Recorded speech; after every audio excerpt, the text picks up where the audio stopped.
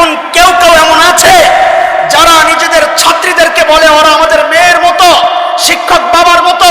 সেই বাবার মতো শিক্ষকের সামনে মুখ বন্ধ করা এটা নৈতিকতা বিরোধী, এটা সমাজ বিরোধী।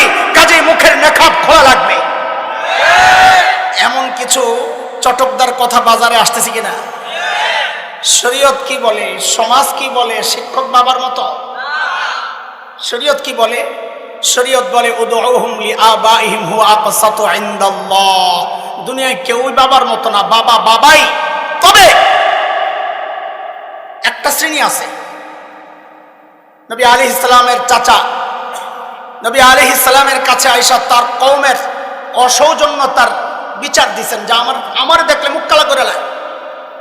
নবী আলাইহিস সালাম খুব রাগ হয়ে গেছেন, চেহারা লাল হয়ে গেছে। কি বললেন?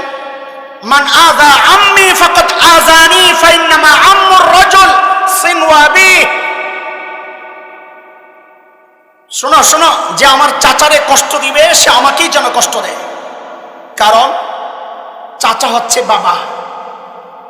ওই বাবার মতো যদি বলতে হয় কাউকে, চাচাকে বলতে হবে, শিক্ষক না।